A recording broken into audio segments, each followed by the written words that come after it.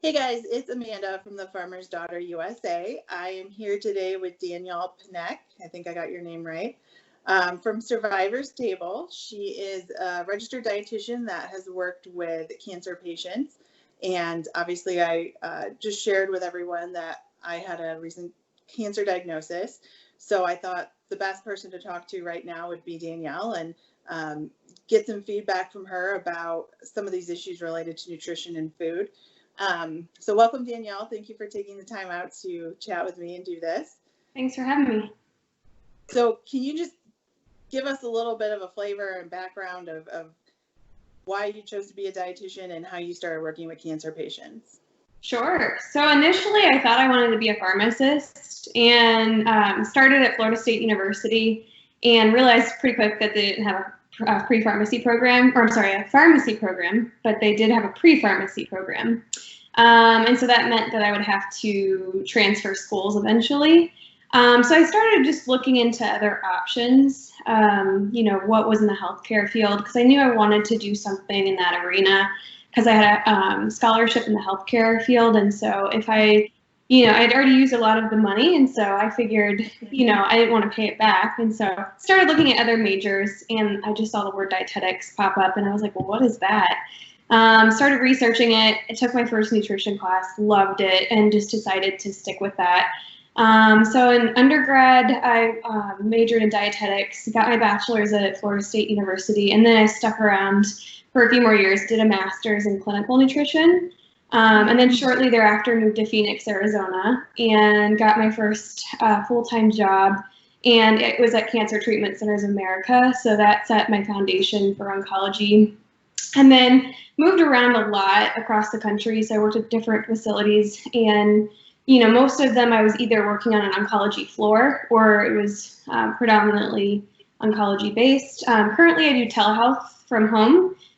Through Aetna Insurance Company, and I still work a lot with cancer survivors, and then I also do my cancer nutrition blog, like you mentioned.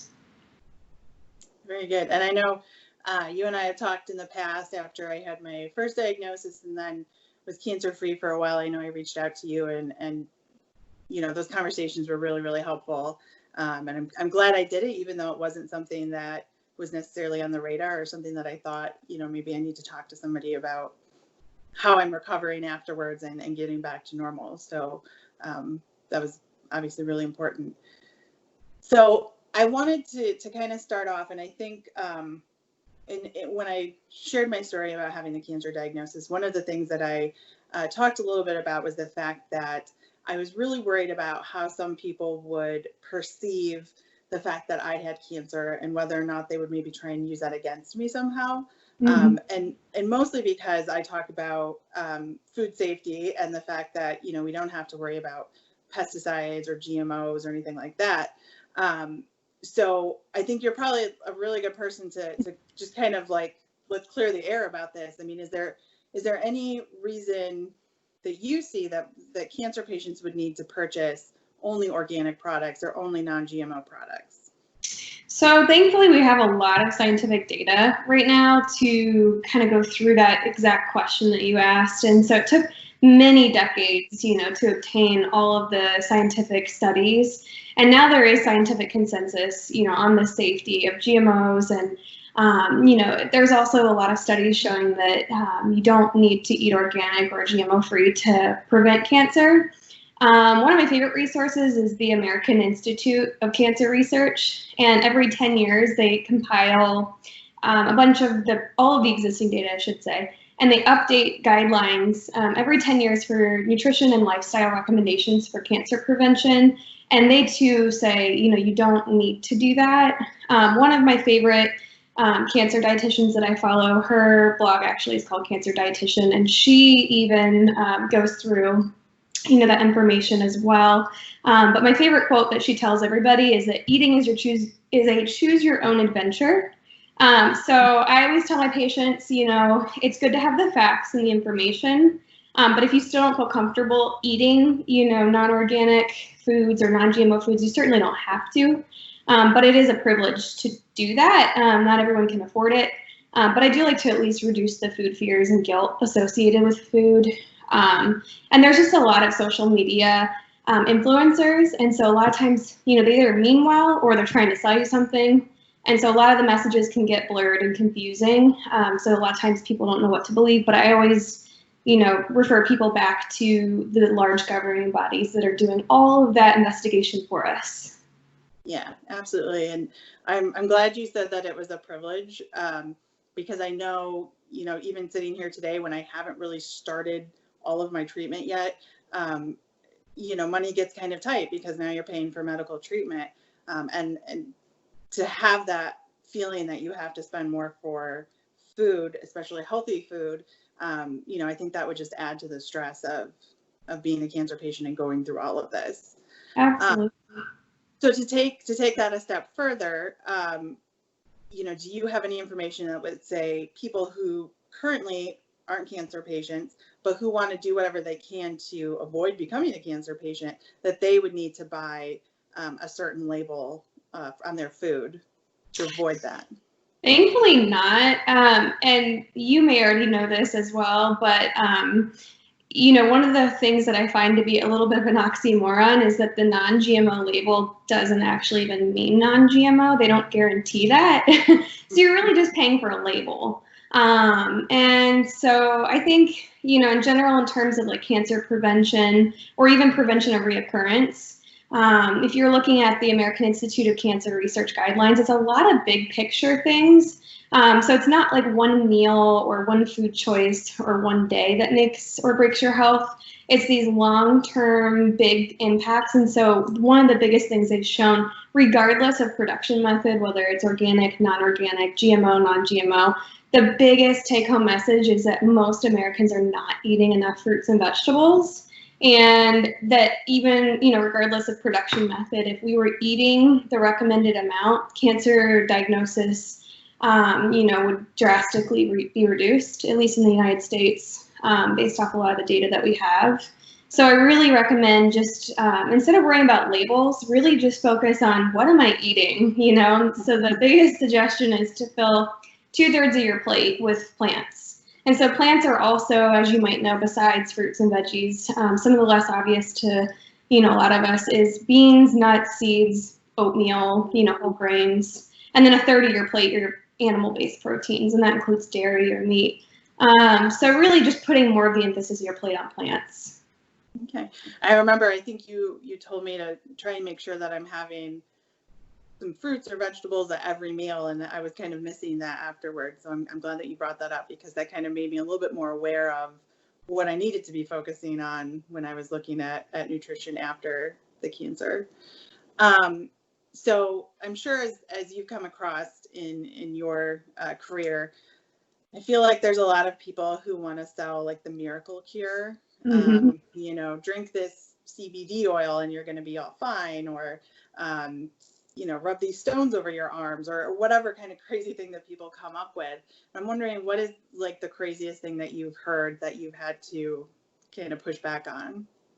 It was last year, actually, and I think this is a very good question because there's so many, but last year was probably perhaps the most alarming recommendation I saw was to drink your urine to cure cancer. Yes. And I don't know if I'm that dedicated. You and me both.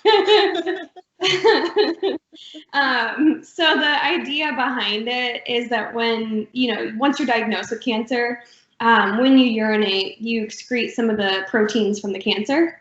And so if you drink the urine, then it introduces those proteins back into your body. And so your body then creates antibodies to fight the cancer. But really, there's no scientific evidence at all to support that. And from what we do know, you excrete such little of those antibodies or proteins in your urine that your body's creating way more inside the body than what your urine would contain. So even though there's not the science there, I don't really think that, in terms of body physiology, it would work,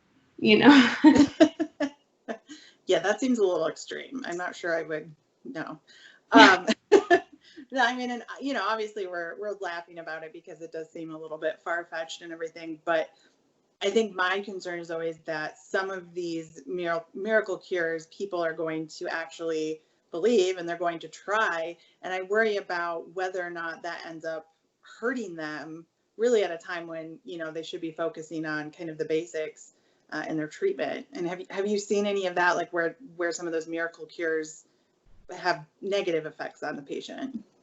I have, and it's unfortunate. It's very sad because I think, just to start this part of our conversation with the fact that, you know, once you have a cancer diagnosis, it is completely overwhelming for most people, and you have to make a million decisions, and so you get bombarded and overwhelmed. And, you know, I think nutrition is one of those areas where you do have a lot of choice. And so I think with, you know, some of the other things that are going on with cancer treatment, you feel kind of like you don't have as much of a choice at times. And so I think that's part of the appeal to a lot of these treatments. But I did have one guy who was convinced that, you know, ingesting baking soda to make his body more alkaline would cure cancer. And he's a pool guy, so I respect that. I get it. He's used to making pools more basic or alkaline to prevent microbial growth and different things like that. And so he kind of was thinking, you know, well, my body's somewhat similar. I can make my body more basic. And so, you know, I got kind of a little bit alarmed and talked with the oncologist, and we tried to work with him and said, you know, you're at risk for having kidney failure if you have too much of the baking soda, because it can make, you know, cause issues. And so his kidney functions, you know, were affected. And so eventually he did stop. So in that case, he was not harmed, which is good, but there's really not a lot of scientific evidence on it. And then finally in 2017, a great resource that I've been directing a lot of people to, just to kind of show as at least a preliminary study. It's one of the most comprehensive that exists at the time, but a radiation oncologist from Yale basically published data looking at people who chose like alternative treatments only in place of conventional treatments. And what he found overall is that there's about a 2.5 times risk of death associated with just choosing alternative medicine only. And we don't have a lot of data on that because a lot of people who choose that route don't seek an oncologist out for conventional treatment. So we just don't have a lot of the information. And then he followed up another study a year later that I thought was really interesting. He looked at people who combine conventional treatment with alternative medicine together.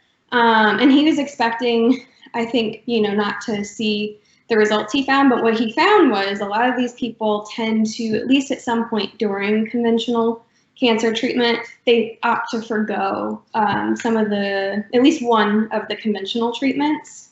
And so when that happens, he did find, you know, with his information data, that there was still an increased risk of death in people who combine both.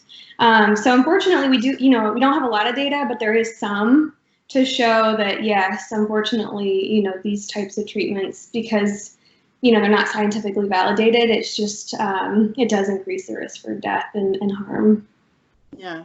And I mean, I know personally, you know, sometimes you become a little bit desperate and you think anything that I can do that's going to help, I want to do that and I want to adopt that. And, you know, like you said, that's not always a good thing, especially if you're foregoing some of those medical treatments that your oncologist has prescribed.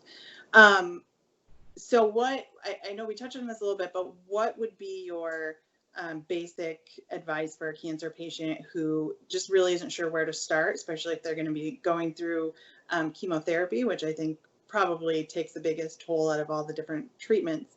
What would your advice be for them?